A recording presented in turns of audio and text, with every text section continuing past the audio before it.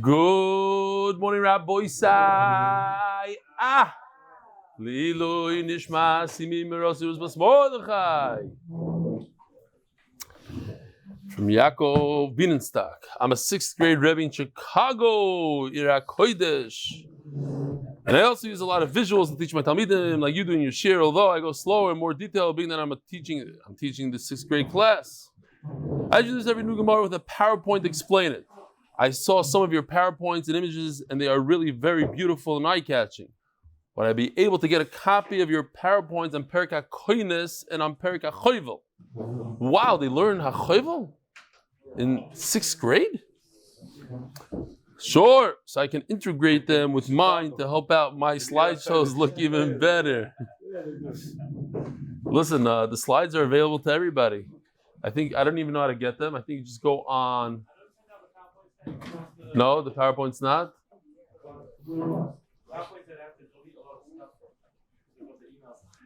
So what? They take the actual PDFs and they use it as a PowerPoint. We'll have to figure something out for Rabbeim. Look, R Stefansky. I am working with a man who was convinced to come to me because he regularly hits his little children when they get too rambunctious and aren't cooperating. This father listens regularly to your shiur and shared with me what you said recently, including the quotation from Volbe. I think it needs to be emphasized that there are effective methods other than hitting in almost all situations, and that Volbe certainly wouldn't condone hitting out of frustration, annoyance, or anger. Interesting, this issue has been very relevant in my own parenting. For example, my wife and I have been raising a foster child since he was very young. The child could be quite a handful at times, but because the fostering authorities might take him away if we were to hit him or even regularly yell at him, when he misbehaves, talks back, or doesn't cooperate, we've been forced to resort to other methods. In doing so, we've had to cultivate and exercise patience and creativity. It's surprising how much one can accomplish without smacking, even with difficult children. You made an excellent point that we aren't stamelat to anyone. You could add that we actually have an obligation to treat every Jew with respect. I added that. Including children. I added that. It's also good chinuch because you are modeling how they should speak and behave towards others. In conclusion, you took pains to emphasize that hitting should be used sparingly, like an option that's in the background but rarely exercised. Listen, I didn't even say that. I just brought something up because I like to push buttons, and I'm a Ibcha Mistabernik. The whole world says it's Asr. I said, what if it's not Asr? Maybe we got it from the Americana Shemahalach. I don't know what. I said, let's rethink this. Maybe if it's not something you do, but it's an option, or I don't know what. I'm just throwing this out there. In conclusion, what? So they say that Chazal doesn't apply today, and that was for then, that was for now. For the right situation, it's a good thing Hashem gave it to us, and that's it. Right? That's your shita, and there's many other shitas. I said, okay, your shita is the world shita. No, because everyone's scared today of PR. Everyone's scared of the wrong thing. Not you're bending over backwards. I bend over backwards for PR. You see that that's all. I'm very PR. No, I'm saying. First of all, hey, I'm not a rabbi. I'm not a chinuch expert. I bring it up to push buttons. I said. Say it straight. I'm saying it exactly the way I say it. You could say it the way you want. I'm saying the way I want. I'm saying I don't know. I'm saying I'm just opening something up. The thing about, if you speak to the big mechacham, they say, it can't even be a tool. It can't be anything. Yeah. That's your shita. Okay, we just lost the other half in there. Okay, fine. In conclusion, you took pains to emphasize that hitting should be used sparingly like an option as in the background. But it cannot be overstated because the quotation from Revolbi can and would be misconstrued by people like my client who would be better served by work on their midos and their parenting skills. One thing's for sure, I know many people that are traumatized, a lifelong trauma from either a Rebbe or a parent that didn't know what they were doing. So to hit stam without this, that's for sure also. I'll tell you, I was in Cheder, I was 10 years old, in a Cheder in Bnei Brak. You figure it out if you want, because I was only in one Cheder, then I went to Yeshiva. In a Cheder, walking down the hallway, all of a sudden I saw stars. I couldn't see straight. a Rebbe, not my Rebbe, hit me in the back of the neck because I wasn't walking fast enough to his liking. Nothing, just for no reason. Bang! Whatever, one of those. So these guys should be put in jail and whatever, and then they definitely shouldn't be Rebbeim. buttons now also? Yes. Thank you to you and your crew for all that you do for Klal Yisroel. Shlomo Zalman Jessel. Rabbi, I just wanted to share with Achenu B'nei Chutz La'aretz.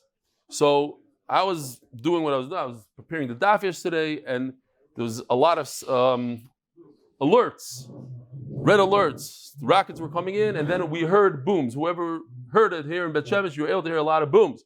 And this is what it's like here in Israel during the war. This projectile, giant missile, lands in the middle between cars. Baruch Hashem, missed people. But that's what's going on. Alex Brenner. Oh, so my brother was in Florida in a very secret place next to Miami, not in Miami. And he walks in there and they're doing the daf. Couldn't believe it. The guy's name is Alex Brenner. And he says that his 10-year-old finished Yevamis. Wow. All right, so everybody, so let's start this. I have one more. I saw that book over there. What do you think I was doing? To be clear, just because the daf hasn't changed my life yet, says Rabbi Matis Kos. Rabbi Matis, you like that? Huh? It was a nice move. Just because the daf has, you have to put it in the right. I saw it coming. I knew what I was doing. Just because the daf hasn't changed my life yet. Let me see this. What is that? Who? Not you? Oh, it is mine. He asked me to give you a copy, but I would have. I heard about this. This book came out. This book came out in 90 seconds. Pretty much. If you think about it. This came out. This is about October 7th and everything. What's the best story you have here? You'll read the book. But it's about, no. I have a pile like this of Nachman Seltzer bestsellers that I'm still working on. You showed a picture now of a rocket. This is what they were doing as they went down Simchas Torah. Thousands of rockets out there. Shkoyach. Thank you. Hatzlacha. Tremendous nisim. Angels in orange. Last time he came here, where is he? Right. I guess it wasn't so good, the promotion. That was great. I love it. Givaldi. He's learning every day. But wait, I got to read this email. This is Givaldi going. This has to do with Mendy. It has to do with a lot of things. Just because the daf hasn't changed my life, says Rabbi Mati Kas from Manchester. It does not mean that I have any tinus. I don't go up every day at 5 a.m. because I enjoy sleep deprivation and then begrudgingly do the daf. Punkt verkehrt. I love my life, Yomi. I love the shiur, and I did recruit undisclosed number of people to the shiur, somewhere between what Mendy Auerbach and Peretz Chaim Levine have recruited.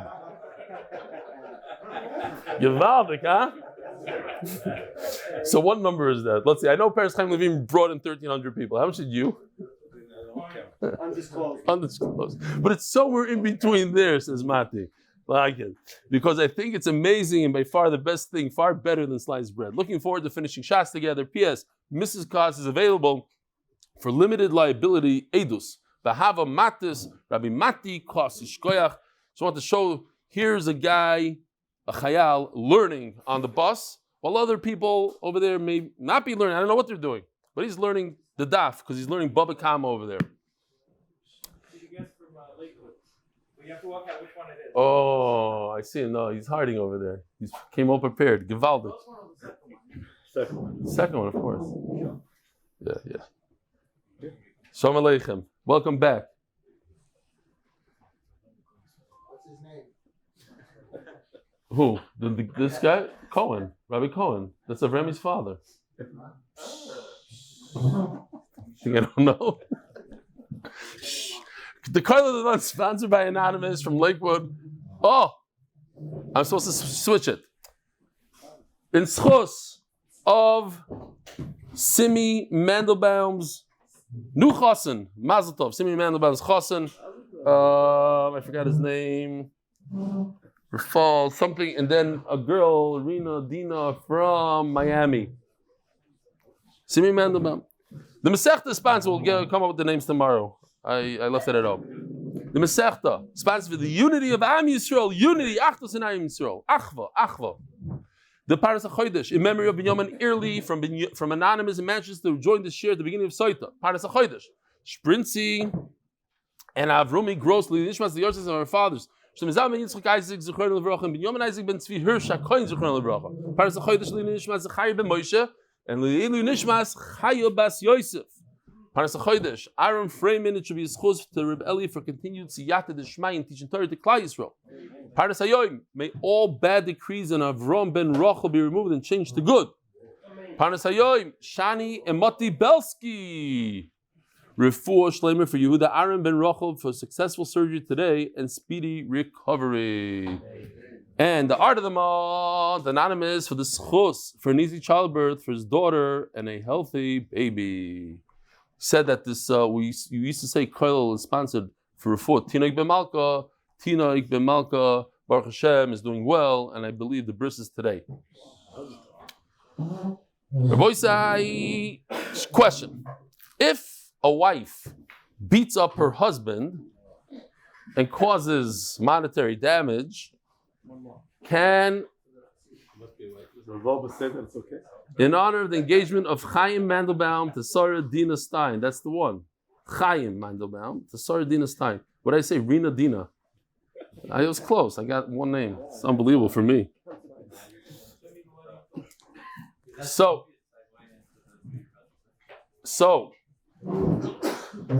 if a wife beats up her husband and owes him money, she's a keeper. Talking from experience? I'll have a little schmooze with you afterwards. I'm a known therapist, as the therapist said. So, question. She owes him money. She owes him money. She's married, but she owes him money. She doesn't have any money. We said that she doesn't have any money. So, does she have to give her husband the ksuba? Yes or no? Anybody?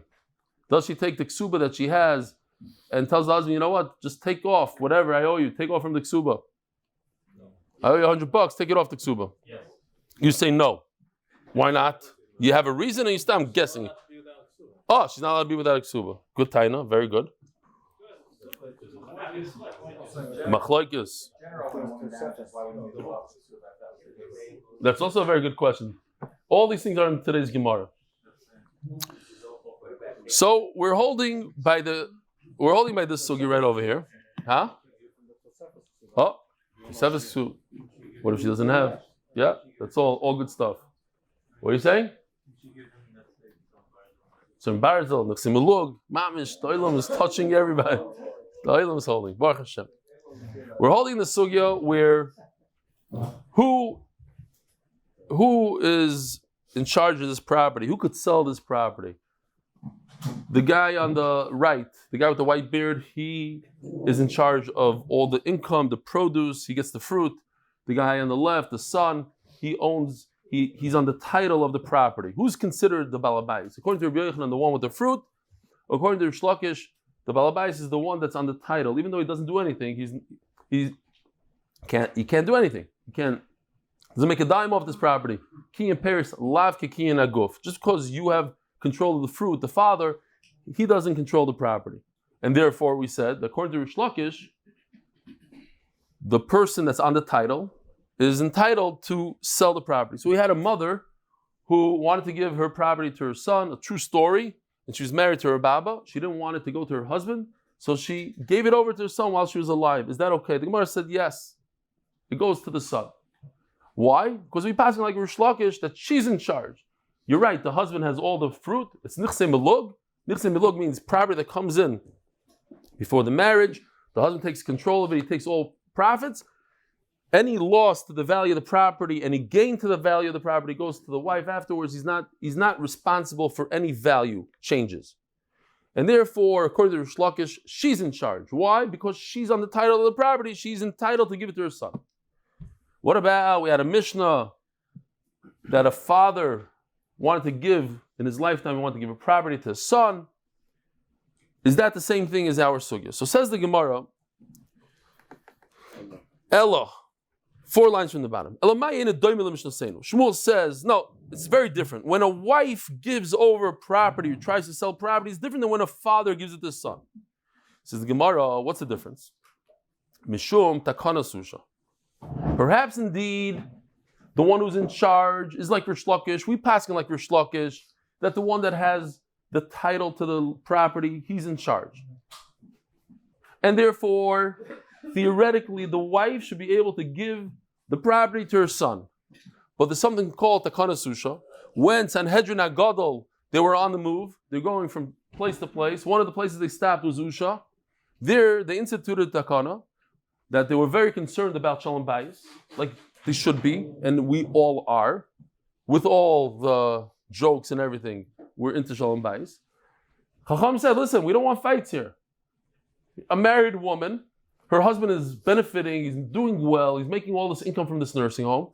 All of a sudden she goes behind his back and she starts selling nursing homes and who knows what.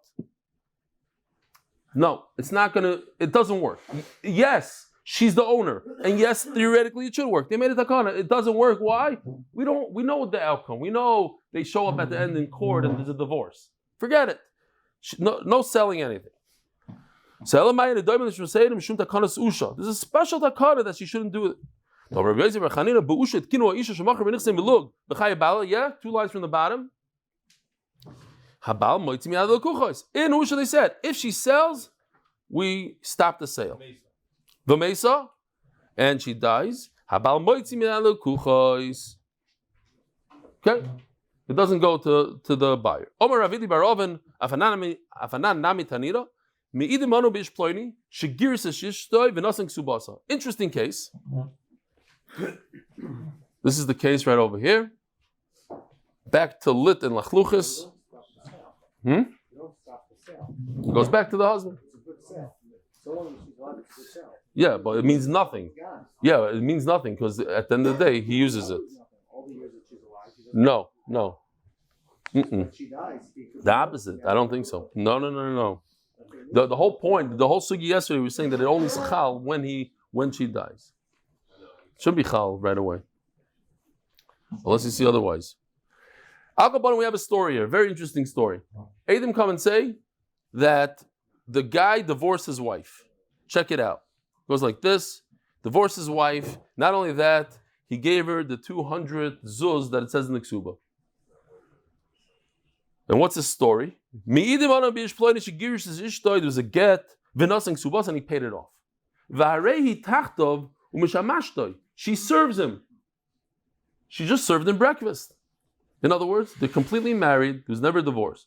What did these Eidim want to do? They want to make her lose 200 zuz in case they ever get divorced, and in case the husband dies, she'll lose her ksuba. V'nimtzu zaymimim. Here's the case of zaymimim. Boom. Imanu yisem. You were on the cruise with us. They're liars. Now, think about it for a second. What exactly did they want this woman to lose? Right now, today. What does it say? You? That means you looked it over before. It's against what we learned yesterday. So, we'll talk about it. What do they lose? Right. That's if she dies. Right.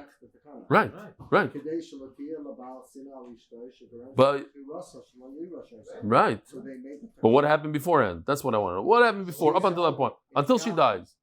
No, that's what you said yesterday. It sits there. What? Okay. I go like the other Rishonim. No, because we learned yesterday that's chal later. I'm selling it now for the zechus that you have it when he dies. It's a mechira on a condition. It's not like right now. It doesn't go. Even the wife, the mother. Time out. The mother, they gave it to her son. Can she sell it right now? She'll take the money now, but she has to get. It goes right back. Nothing happened. She gets the money. Yeah. Gone. When Yeah. she dies, he could be multi-married. Yeah, but until she dies, he uses it. That's what I think. Like yesterday, we said she gave the neches to her son Shmuel, but it's still Rebabba's until she died. The question is, when she dies, what happens?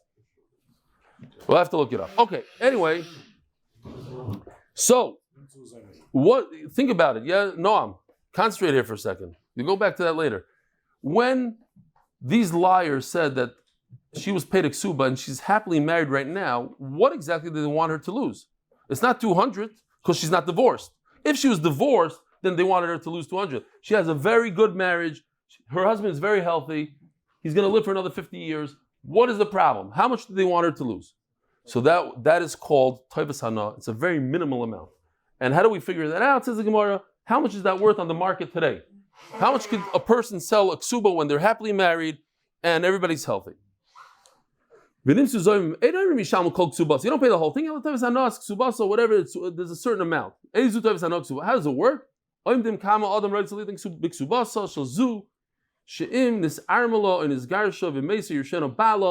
There's people, there's a guy that lives right here on this block, right next to Mendy. His business is, he buys people's insurances. Yeah, it's a famous business in America. There's a 99-year-old man that has a $10 million insurance policy. When he dies, he'll get $10 million. How much will you pay him today? First thing. And if he's 60, how much will you pay him? And if he's 75, and if he doesn't walk well, and he has a machla and a this, it's where everything, there's a whole, that's why you need actuaries. But there's a market. There's a market. What if she dies before her husband? The guy will get a big zero, etc., etc. There's a Maisa Shahaya right now in France. A guy really wanted his neighbor's house, beautiful house. So he made a deal with her. He says, I will pay you X amount of money until you die. You could live in your house. He thought himself, big Chacham, that she looked like she's already an old lady. She's already 60 or something. So 20-something years went by. He paid off the house, and she's still alive, and she's well and everything. And he's kicking himself. It was a bad deal. He thought. So it depends on the deal. I know people that used to go to Gdolim to daven on certain people that they should die. Bemis. Because there's a lot, I'll give a lot of money to yeshiva if plenty dies. I have his insurance policy. Anyways, obviously the Gdolim didn't daven for that, but people, it's like the Kohen Gadol and the people that went to Gullus, They go out of Gullus if he dies. So people daven.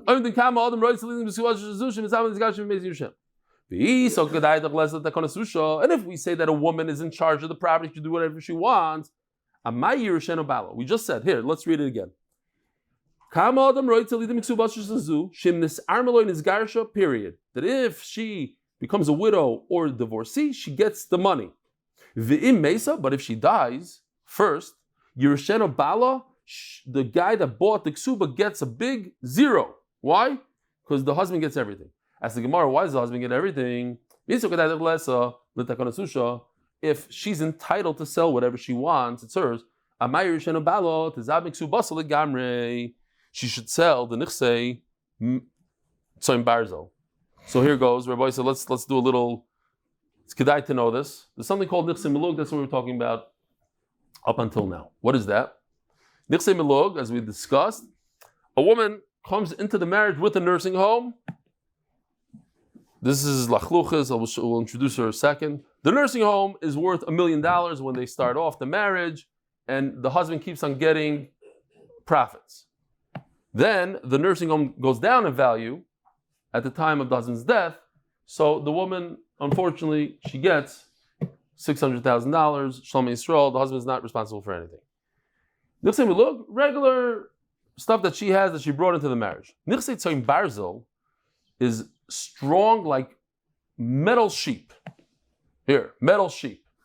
Meaning, she's guaranteed a certain price. She locks in the price. So over here you have lit, tzoim barzel, and lichluchis. What? White sun, kacha. I don't know. It's a good shaila. So nichsei tzoim barzel works like this. You put, and it's written in the ksuba. It says, I came into the marriage with this and this thing. Let's say the husband takes the profits, and it was worth 100 at the time of the marriage, and then it goes down in value. They got older, down in value, and then he divorces her. So he has to pay her how much? 100. Why? Because it's tzoim barzel. It's in the ksuba. It's the same idea. It's the same nursing home, the same thing. But the difference is that milug, if it goes down in value, the woman loses out. If it's tzoim barzel, it's metal. It's something very strong. Which one does the what? Yeah. Something could die. Very good. So it's very back. Our first guest, he started it off. He says that he takes something that's like a sign, that could die, gets older, and he locks it in, he makes it metal. So which one does the husband own more of? Milug or Tzoyin Barzel? Think about it for a second. Tzoyin Barzel. Why? Because whatever, he's responsible. He's responsible on this property. If it goes down, goes up, he's 100% responsible, so he has more of ownership. So says the Gemara, Amai. Yershena Balo, Amai Yershena Balo, why should the husband inherit her? Tizaving Subasa Gamri, let her sell off the Tzoyin Barzel. Omar Abayim, Omru, Benichse Milug. If you're telling me, yes, that when it comes to Milug, the husband has the right to sell. I'm sorry, that she has the right to sell, because even if we say that we're talking about there's no usha, if there's no takanas usha, she would have the right to sell her nichse milug. Yomer b'nichse tzoyin barzel. What's the connection? Tzoyin barzel, he has much more power over it, so therefore she won't be able to sell the tzoyin barzel. If anything, she could sell the nichse milug, because that's not so much the husband's, but the tzoyin barzel, forget about it. Omar Abaya, Toivus Hana, since we mentioned those words, again, Toivus Hana means the small amount. No, the Nichse is not in the Ksuba. Nichse Tzoyin Barzel is in the Ksuba and it's locked into the price, so Mela, he has more connection to it. So we spoke about Toivus Hana. Toivus Hana means the small amount of money that this Ksuba, the 200 Zug Ksuba is worth today. Why? She could sell it. And there's some guy out there that might want to take the risk, make an investment. It's worth $10 today, because maybe in 15 years she'll get a tour. We said, by the way, and this is shocking and we have to look into it. There was a guy that got divorced and he came over to me and he said, they just paid off a ksuba and I should know that it was less than $4,000. People think it's a tremendous amount of money, $30,000. The amount of money that, but I think Ramosha put something into that. I forgot already what the thing. Ramosha instituted something larger, maybe 20,000. The Svardim add a tremendous amount. We had a guy here yesterday that said that his ksuba is more like $52,000. It's, as we're going to see, it's to scare the husband off that he shouldn't just divorce his wife when he gets upset or whatever. So, let me just mention something because we mentioned the word Tavis Hana. Tavis Hana, the Isha. If a woman sells her ksuba for $10, then Liisha Havya. Then that $10 goes to the woman and not to her husband. We don't say, oh, Mashikoni Isha Kana Baal should go to the husband. I'll prove it to you. Because if you say that it goes to the husband, so when the Edim come and lie, and they say that she already got paid off the ksuba, so she takes them to court and she says they lied and they want to cause me damage. How much damage, Rabbi Isai? Something called Tavis Hana. Very minimal. But it's not her. Anyways, she's not losing. It's going to go straight to the husband. And he's for sure not going to take them to court. Why? Because they lied on his behalf. They said he already paid off the 200 zuz. He's not going to go sue them. Hey, you made me lose money. Fakert. You made me gain money. Elamai, she's going to sue them. But it's not her money. As soon as she collects, it goes straight to her husband's pocket. Zechus, it doesn't go to her husband's pocket, it goes to her pocket. Even if you would have gotten that money, the husband would have taken from you. Or a Shalman, no, not a good svara. When money comes in to the marriage, even if it goes to the husband's account, so to speak, the woman is living large. He's going to take her to a restaurant. There's food in the house. It's good for her. So yes, they try to cause her damage. The pella is how much damage. Now all of a sudden it just became the hana that there's more rafchas in the house. So why would she get the toivas hana of the ksuba? We said she gets whatever the value of the toiva hana of the ksuba is on the market. How much is a $200 ksuba on the market right now? Knowing that she's healthy and that, $10. Why should she get $10? Maybe she should get $3.50 because that's how much the feeling like there's a lot of food in the house. Okay, ayin chum. Avabanim says Gemara, Omerava, Hilchasa, and this is how we paskin, Toivas Hana Liisha. If a woman sells off her ksuba for whatever amount it is, it goes directly to the woman, and the husband cannot take that money invested and benefit from it, my taima. What's the reason? Rabbanon said that he gets the profits of an existing nursing home, field, etc.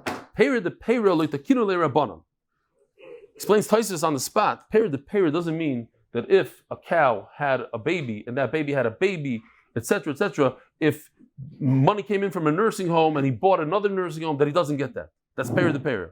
No, of course he's allowed to take the profits and invest and continue. Peri the peri in this context means that it's a side income. It came from somewhere unexpected. It's not from the nursing home. It's from the sale of a ksuba that the woman did. That the husband doesn't have rishus to touch. Says the Gemara, when Rav Papa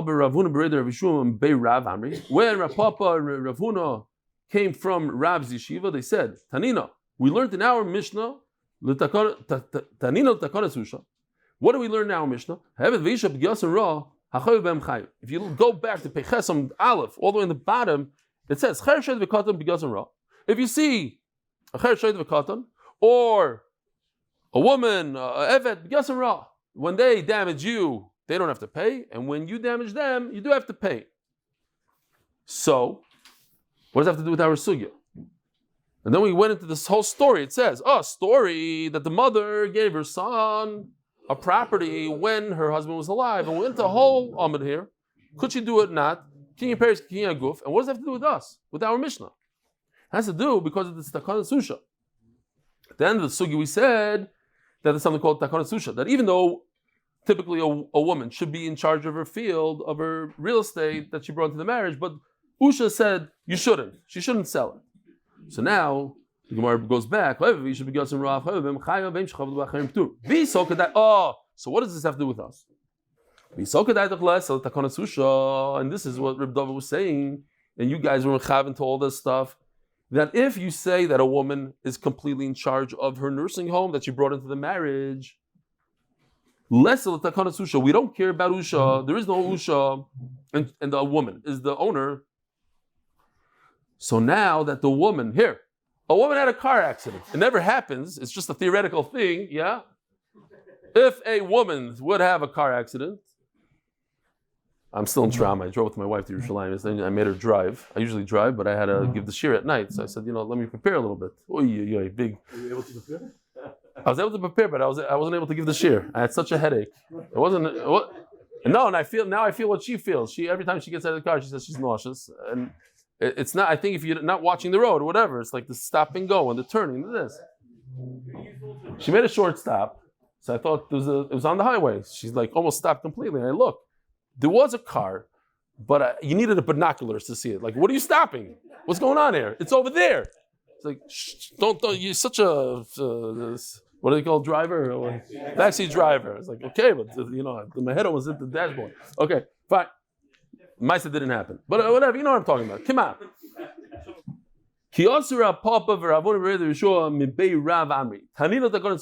So we learned in the Mishnah,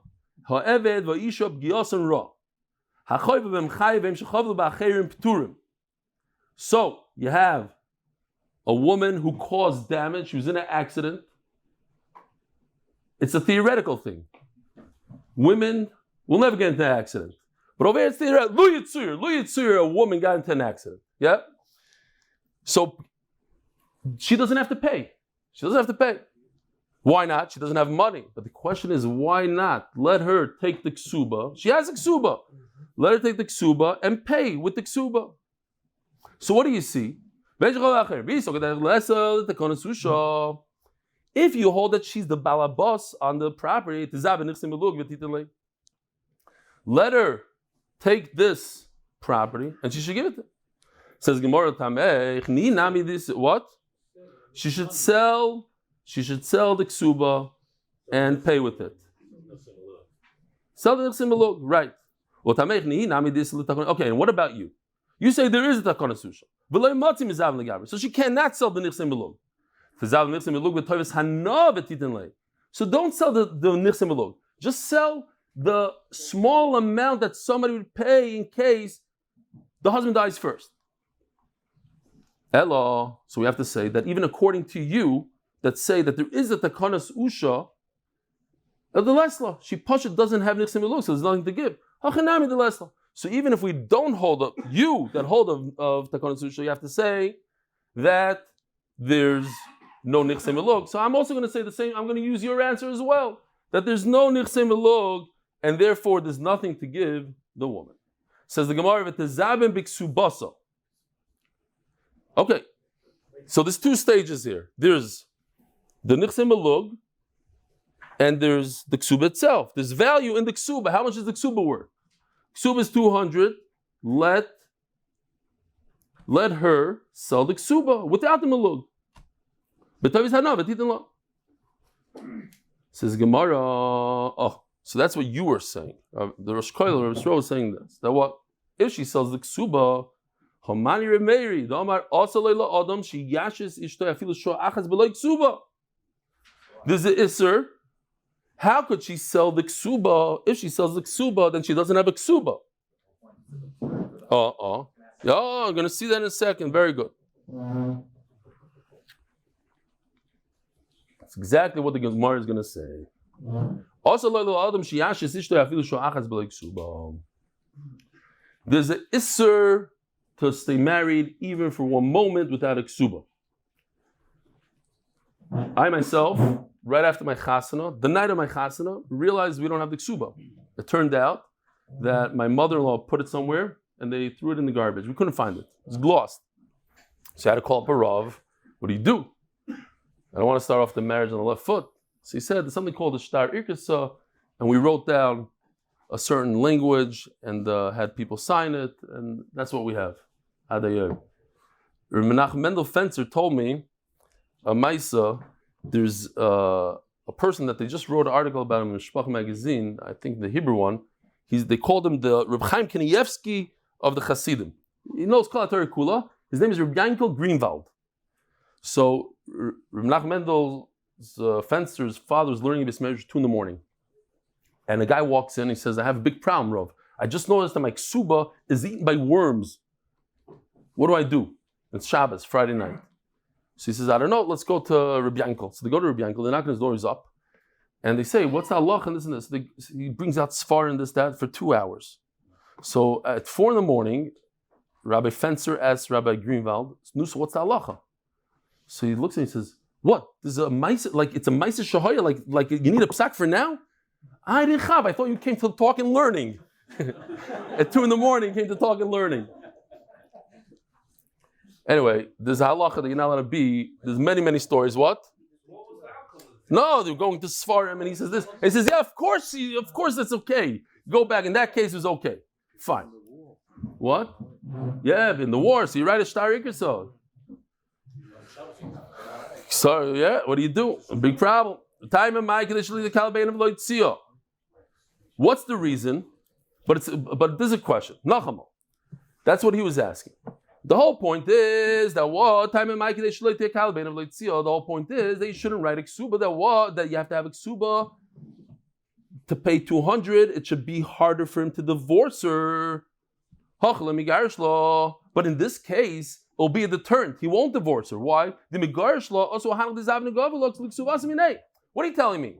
That the woman should not sell her ksuba when she's in a car accident because then she won't have a ksuba. But she will have a ksuba because yes, it's in somebody else's hand. But if the husband divorces her, doesn't going to have to pay that ksuba that's somebody else's hand.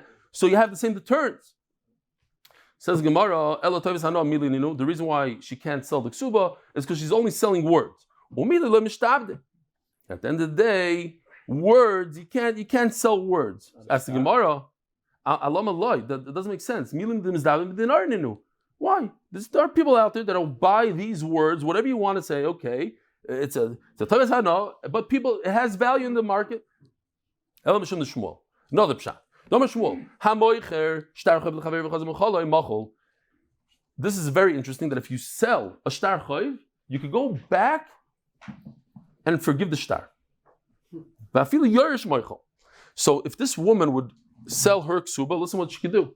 She could sell a ksuba for $100 and then go tell her husband, I'm moichel, you don't have to give me a ksuba, and she ruins it for the guy. The guy won't get a dime. So why would I, what's the question? If a woman is in a car accident, we should force her to sell her ksuba, take the money, and give it to the guy that she was in the accident. Well, if we do that, we cannot force her to do that because she might go ahead and damage that guy that bought it. The guy that bought it is going to lose everything. She'll be moichel it.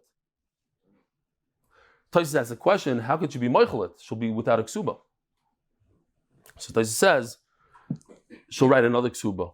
or they could do a trick. They could pretend that they're getting divorced and get remarried. Okay, fine. Zog the Gemara. Amri.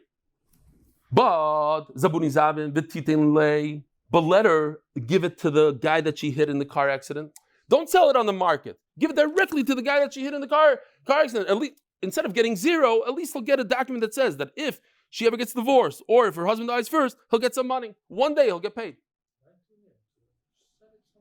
No, that we already discussed. Selling to somebody else we can't force it to sell to somebody else because Shmuel says she could be Michael. But at least give it to him.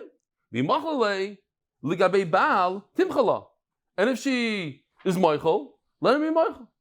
Big deal. So, but there's nothing to lose here. At least there's a chance that to Amri kol gabi baal vadi Michael. No, it's not maybe she'll be Michael. What happened? She was in a car accident. She has a great marriage. We're forcing her to take her ksuv and give it to the guy in the car. The guy that she smashed the car. So what are the chances she's going to make her husband pay the guy the car? She's going to be Michael right now. So it's worthless. To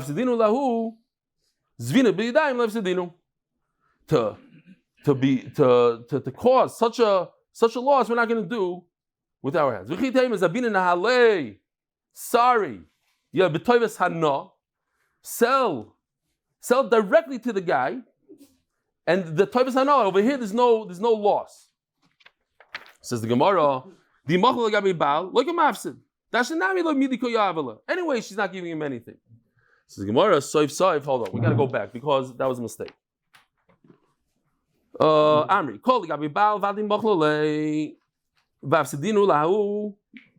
no, that's the Gemara. Amri, zvuni zabin. Let her sell to, I think he's right. Sell somewhere else, to somebody else. And give him to the guy from the car accident. And worst comes to worst, she'll be Michael. So sell to another party, and then she's going to be Michael. That's a loss to him. As the Gemara, so sell directly, give it directly to the guy from the car accident. Anyway, she's not giving him anything. So let her give him a document that says that maybe on a 1% chance he'll get some money out of this. Says no, it's not even a 1%. She's certainly going to be a Michael. Why go to Bezin and Stam be Matriach? I Stam said that in today's parasha we have Yisro. He told Moshe Rabbeinu, what are you so Matriach yourself? He's a Bezdin. We're not Matriach Bezdin. We tried that Bezdin shouldn't be Matriach. Oh,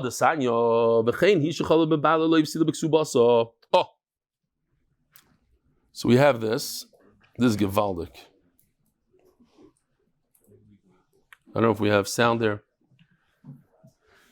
We have Lachluchis from Nedarim, and Lachluchis is upset at her husband. If you don't know how to pay attention, I will help.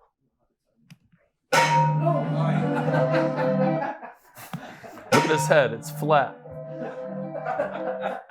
So, if a wife damages her husband, says the Gemara, she caused him damage. She doesn't have to pay for ksuba. I have a joke, but I'm not in the mood to say it right now.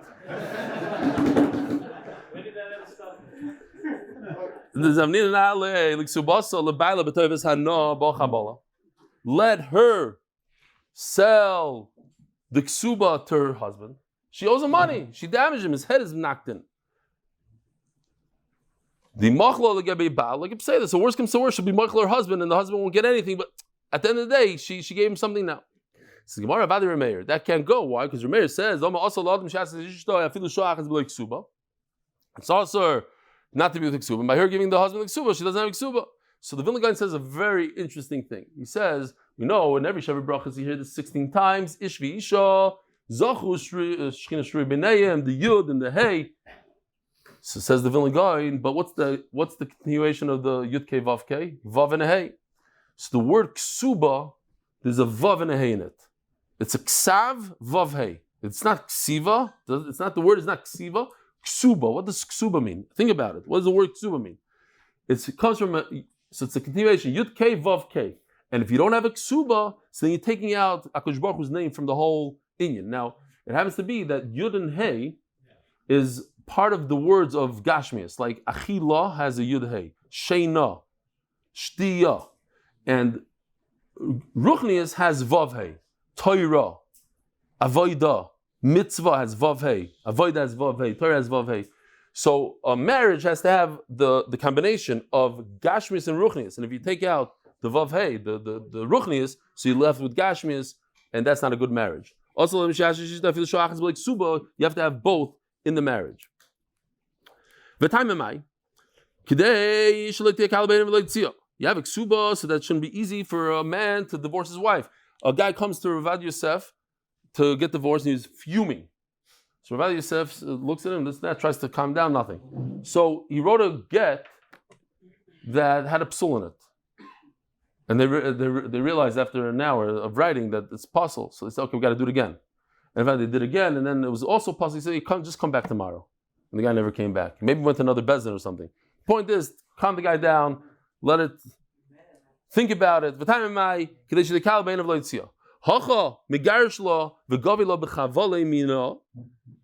over here, he could divorce her.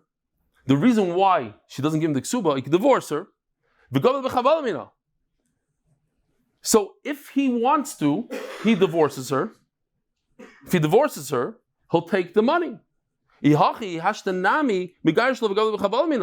what you gain, even if she doesn't give him the ksuba, you didn't gain anything. At the end of the day, if he wants to get paid, he'll just divorce her, and he'll say, "I'm not giving you the ksuba. I'm taking off the ksuba." Says the Gemara, okay, that doesn't work in every case. Why? Because the ksuba is worth more than the damage that was caused. So it doesn't make any sense. He's going to divorce her and pay her 200 so that he could gain 50. That doesn't make sense. Says the Gemara, if there's a ksuba, right? There's 200 that he has to give her, or 100 if she's an almana, plus everything else, nukma ksuba deraisa, like the Svardim, $52,000, but there's only $3,000 that's deraisa. So keep the $3,000 and let her pay him the $49,000, whatever it is. Let her pay him all the extra. You said the reason why we don't do that, the reason why she doesn't pay the ksuba is because she's going to be living without a ksuba. What's the big deal? Now she has a ksuba, she's living with a ksuba, the minimum, what the Torah says to give, and all the extras, that she should pay. Why not? Says Gemara, you're right. So it comes out, you're right means, if a woman hits her husband over the head, he could take out money from her ksuba. Just in this case is, because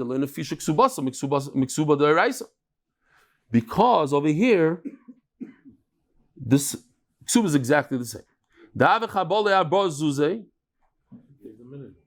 Right, they gave the minimum. Over here, the damage that she caused him is 4 out of how much? Out of 100. So the ksuba that is left is 96. He doesn't want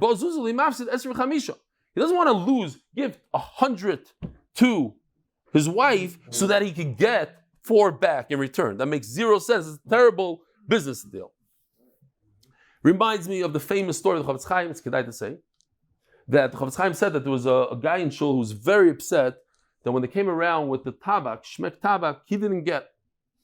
So he comes back after a week of traveling. He comes back to the shul and he says, "Ha! I got tabak. I went all the way to Vilna. Took me an entire week, and here it is. Look, I have tabak." So the whole shul started laughing at him. "Shugana, you went all the way to Vilna to get one sniff of tabak?" So says the Chavetz Chaim, "What are you laughing? We come thousands of years from Shemayim. We travel a trip that takes thousands of years. We come all the way down here to bring back tabak, to bring back nothing." Says the Gemara, the bottom line is, Taisa says, how could he even take off 4 from the 100? At the end of the day, you don't have 100. If your ksuba is 100 or 200, let's say it's 200, are you allowed to, what? It's not a ksuba deraisa. If the ksuba deraisa is 200 and he took off 4, according to Rameir, Says Taisus, look at this little Taisus over here.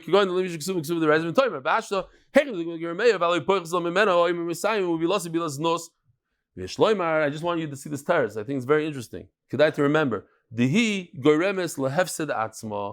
When she causes it by damaging his head and you taking money out of the ksuba, then Reb Meir for some reason doesn't apply. I don't know. It's her when it's her fault. That's why I want you to see it. I'm not explaining it. I'm just showing it to you. Yeah. And there she's allowed to live with him? No, she's a Meredith. You have to.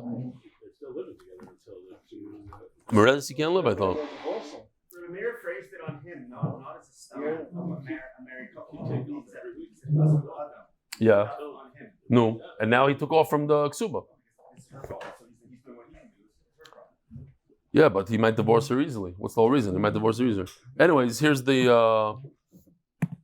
a woman who could cause damage to somebody else. She doesn't have to sell whatever she has in the ksuba, the tavis anah. Why?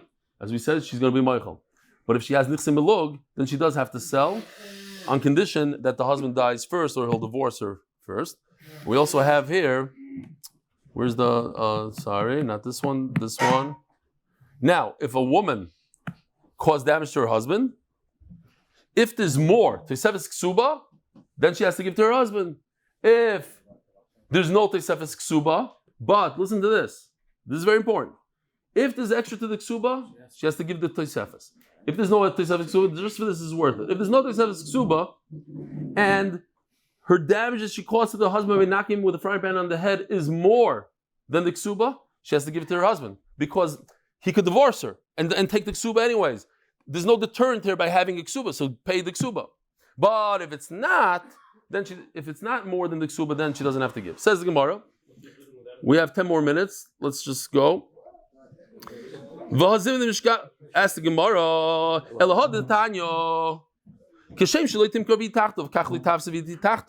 It says she doesn't have to sell anything when she's married. But